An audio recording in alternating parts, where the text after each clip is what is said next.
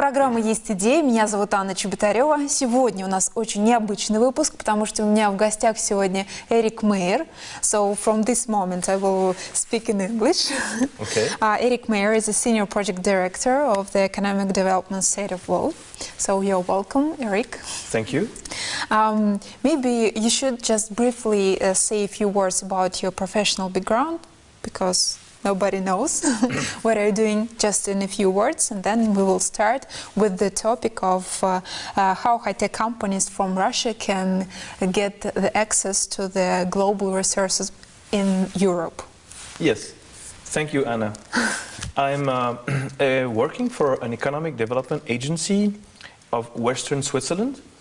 Our aim is to attract foreign investment in the Western Switzerland.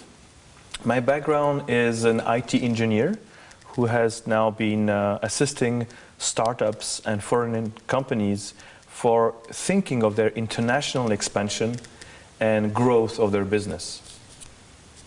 No, so why are you interested especially in Russian companies here?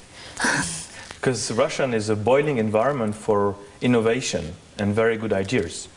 Russia is having bright scientists which have developed very innovative technologies in numbers of fields, and we are very interested of helping them and trying to gather these technologies for expansion.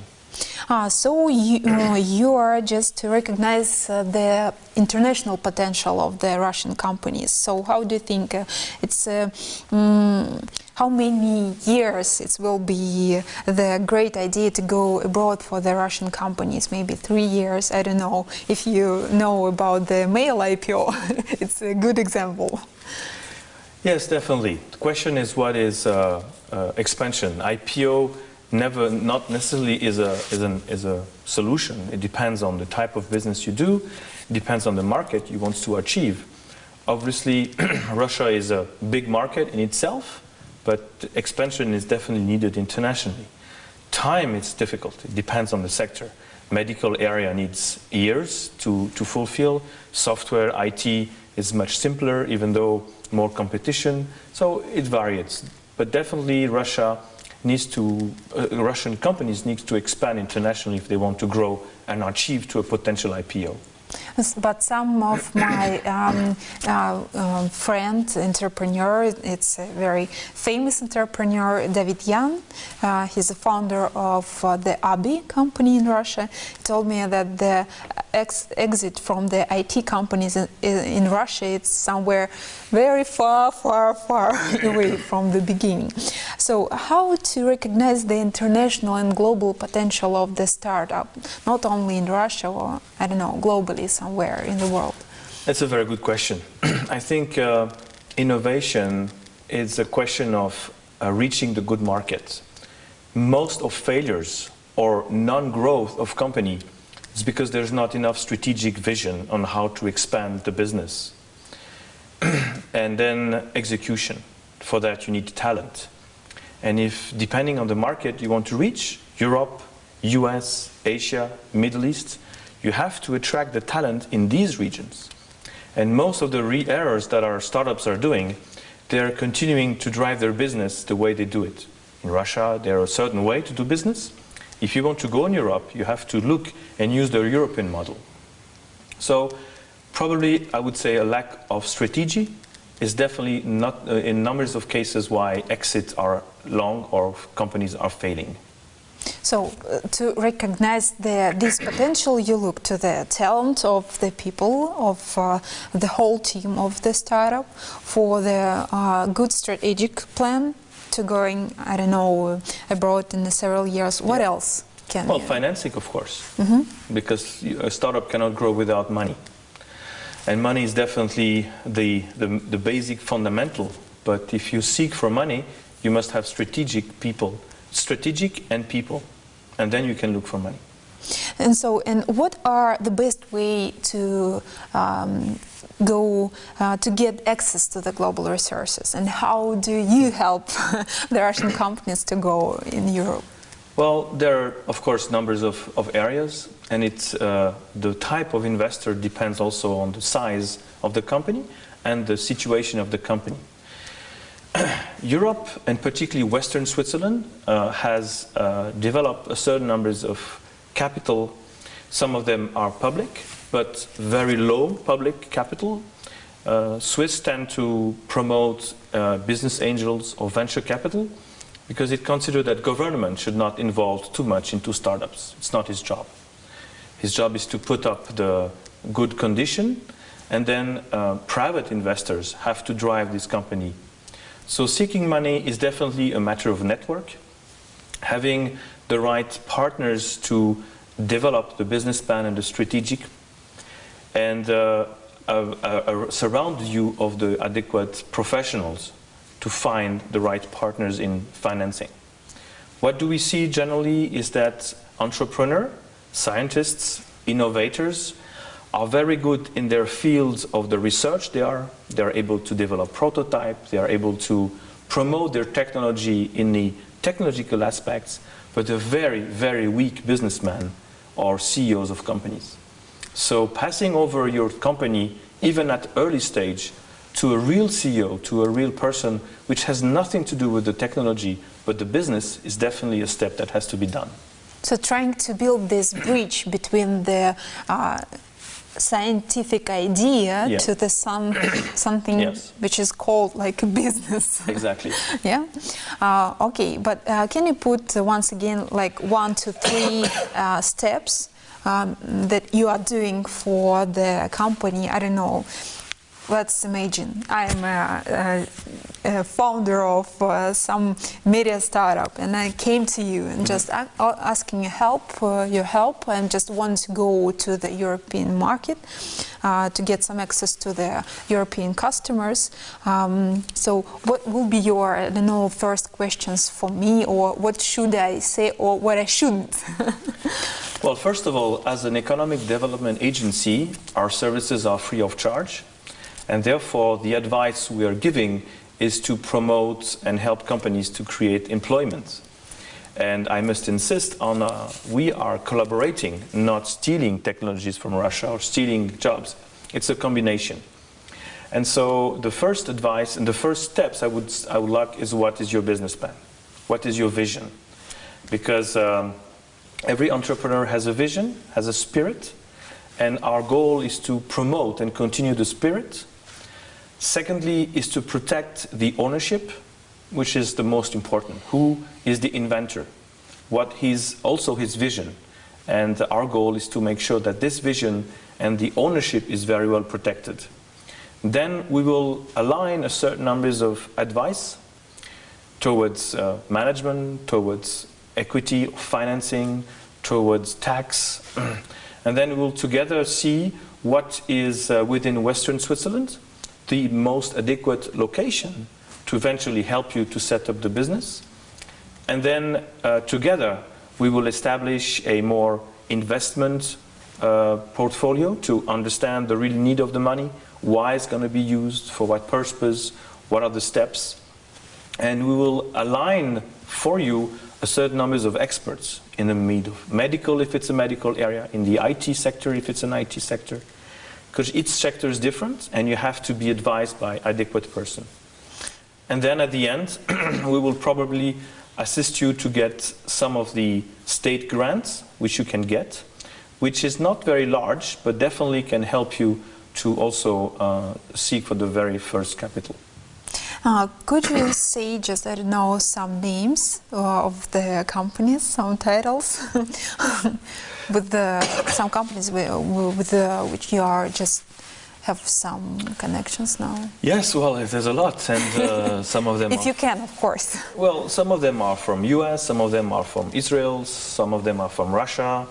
We have startups from India also that we are assisting. So innovation is everywhere. And our nature is to match the culture. Russian entrepreneur has a certain mindset, and if they want to expand in Europe or in the world, definitely Switzerland is a good host because it's very international. And there we have to make the link between their culture. So I need to understand how your country is working and how your businessmen are working to make the link. And for that, it's not easy to find people that are allowed and that accept to receive advices from other people. How do you think you now understand it's more clear? Yes, well, I know Russia for many, many years, and it's a country that I really like. I think, again, I insist again, we have bright scientists. Unfortunately, your environment of startup is very difficult to operate for many reasons, which we all know. So names, yes. I would say one of the very good startup we've attracted from US is a company called Bacula. It's an open source software backup system. It's the founder of Autodesk, with the famous software AutoCAD, who is founding this company. And this is a company we're following since 4 years. So we've set up the company with them. We raised the first capital. We have given them a very, very low tax incentive. Then we have found the office space. We have helped them to get state grants for research collaboration. And now we have finalized the third round of financing of 4 million. And by the way, there is one Russian investor in the loop. Mm-hmm. So you are with this company from the beginning, and yes. still with this company. Yes. What will be the exit for you from this? Oh, for me, no exit at all. I'm a civil worker, so for me, there's no exit except the pleasure of having helped a company and have brought to my region jobs and innovation. Okay, well, for you, like for your team, I mean, of course. Yes. Now, of course, the exit of this company probably is going to be in 3 to 4 years. It's going to be probably an IPO or an acquisition by a big group. So it's exactly the phase which all entrepreneur dreams about. So as you just said, that it's really, there is a chance for Russian startup to make it big worldwide in the next, I don't know, 3-5 years. But what do you think, in which area? What is the most potential? Well, I think medical is definitely an area that should be seen because there are definitely lots of very, very innovative medical technologies in Russia. And that's one thing for sure. We all need treatment. So whatever happens, treatment will be always needed. IT is more competitive. It's a more complex an area. And exit is very difficult because finally today everybody does software. So in every country in the world. And if you want to compete with China, it's going to be and India, it's going to be very difficult. And of course, energy, renewable energy. It's definitely an area, particularly what's happened now with nuclear threat that we have. So this is where you have innovation that can go along more, because obviously people are thinking of how are we going to exchange nuclear from other technologies. And Russia, I'm sure, I've met some companies with very bright ideas. Innovation is not necessarily a very, very new technology. It can be the use of an existing technology in another way, or selling it in another mean. Take the example of Nespresso, the famous coffee of Switzerland. Coffee is sold since how many years? Maybe hundreds of years, thousands of years we are drinking coffee. Nespresso sold it differently. So the product exists. So the innovation is not into the product, the innovation is how you sell it and how you distribute it. I don't know, it's a public company in your country. Yes. It's a very crucial thing because we have just not so many companies which are really public. So it means that nobody from one Russian man that will be an owner of the company. So maybe you could mention, like once again, like 1 to 3, I don't know, the best VC funds or some another institutions that can provide some finance or other resources for the Russian companies when they are decided to go abroad of the country. I don't know, some like names, not just like Sure. institutes, of course. I understand maybe it's VC, it's incubators or something Yes. like this. Maybe the best and the interesting institutes. Well, again, professional VCs are in a phase of changing. So I am very convinced that the VC, there are very dinosaurs of VCs. We know them all. They are from US. They're very bright people. And then there was some kind of, since a certain numbers of years, because of stock options, some people make good exit, and they believe that they are business angels. So there is definitely, if I may say, a jungle in this area. And it can be very risky for a startup to find not a good fund. Because the worst scenario would be that the fund is making no exit, and your startup is not at an exit phase, but they want to sell it just because they need to remunerate their shareholders. So we do face very difficult problems in this area. So obviously, the funds that are very renowned in Switzerland, I would say Index Venture, of course, Greylock is coming also, very, very good. It's a very good fund. Amadeus Capital has significant impact also in the region.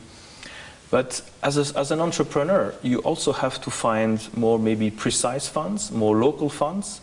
Every region, particularly in Western Switzerland, has more boutique funds which are dedicated to one specific area, and that can maybe support. Because problematic of investment, if you only look for money, you will get only money and not necessarily a good vision.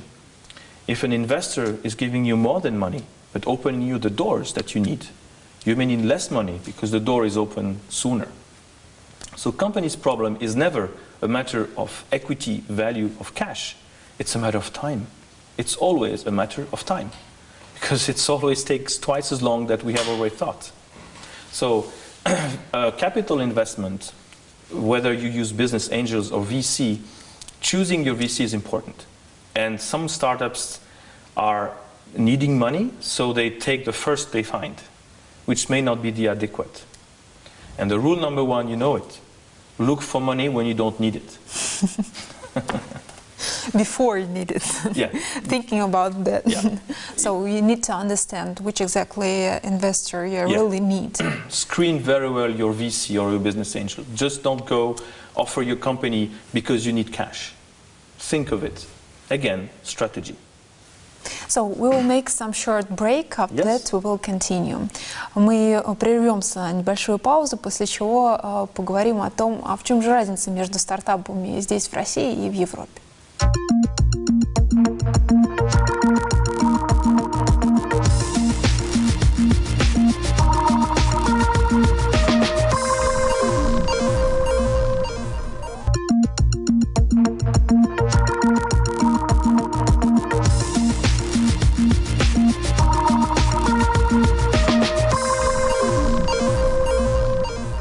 Мы снова в студии программы «Есть идея». Я Анна Чеботарева. Сегодня у меня в гостях необычный гость Эрик Мейер.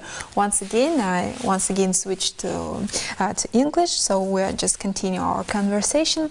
Eric, what do you think are striking difference between the startups in Russia and in the West or East?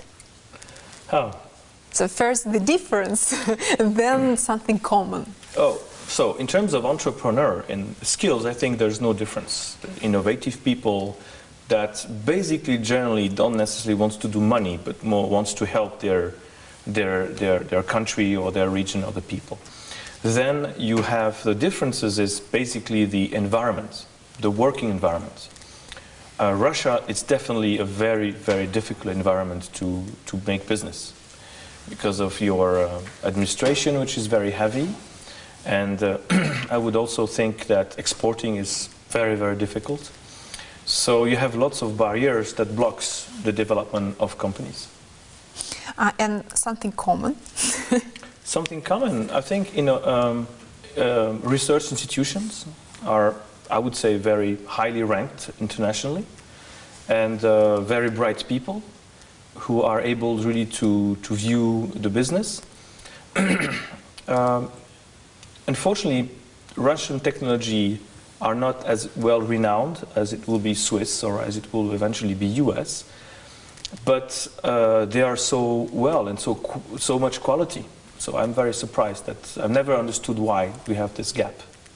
Do you see any benefits from the international management, international resources for the Russian startups? Oh yes, definitely. I mean, if you are Russian, even with all the good skills you have, if you want to expand internationally, you have to hire very high qualified international persons from Europe, from US, from any other country. Otherwise, you would not know the practice, you would not know the spirit, you would not know the culture of the market you're going to reach. So what money is smarter, do you think, typically, local or international? I think it has to be both, because having, again, investors tend to come at your board.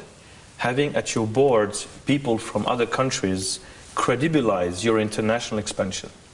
So entrepreneurs should really look not only for Russian investment, but also international investment, because then it makes more credible. It makes that some other countries have an interest. So it will allow also another vision. Board of companies should be the body that is making the strategic vision. So if you want to be international and you only have Russians, you will not have a clear strategy of the international expansion. What in your vision, the smart money, what it is?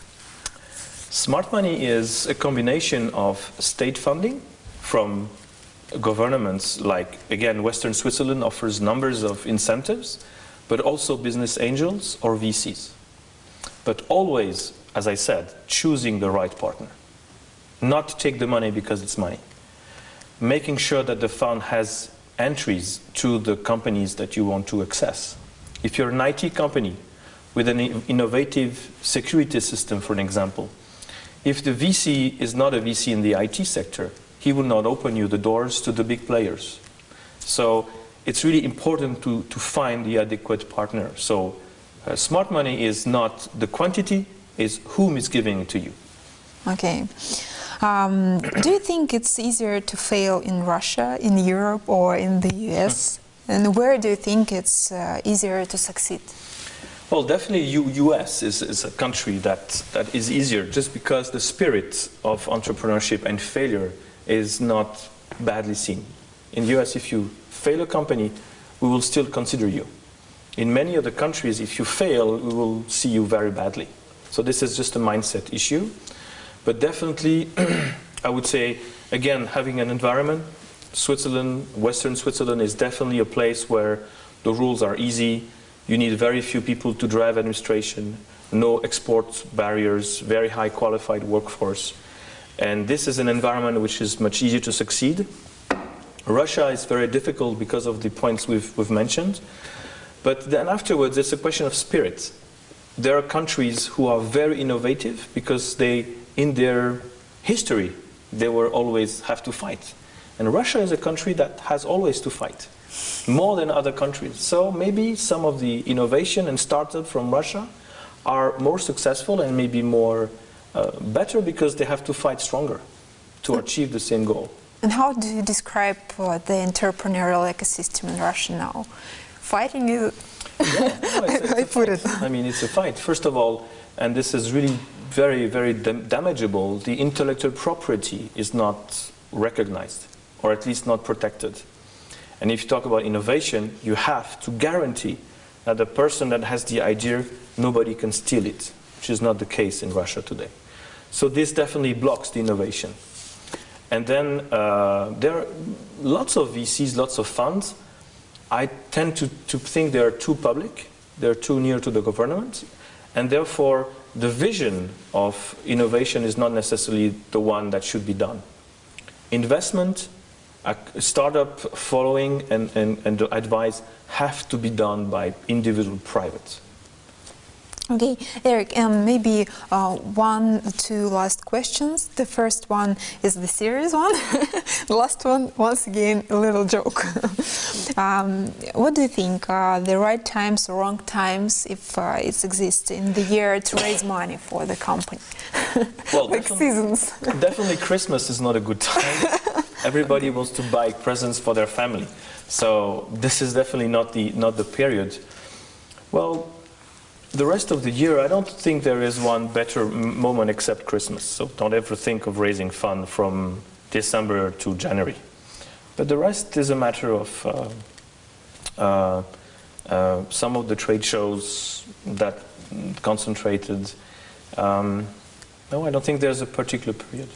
Okay, and if you were President Medvedev, just imagine, what would your top priority be in driving tech innovation in Russia? Well, so it's advice to the sure. Well, again, I think Medvedev. Intellectual property is definitely something I would put a lot of energy to secure it. This is really critical. If you are an investor, you want to invest into a company where you know that the IP, the intellectual property, is protected. Otherwise, you don't invest. And if you don't invest, startup cannot grow. Then facilitating the exportation, because it's really difficult in Russia to export. And this is really something that kills the companies, and importing also. And thirdly, I would really also put more flexible rules in terms of administration. It's too heavy. It costs too much. So instead of using the money to sell and to promote innovation, you are paying for administration, which costs a lot of money, and retain the expansion of the company. Great. I hope that the president will hear your words. Eric, once again, thank you very much for coming to my program. It's my pleasure. It's a great pleasure. У нас в гостях сегодня был Эрик Мейер. Вы смотрели программу «Есть идея». Мы обязательно увидимся.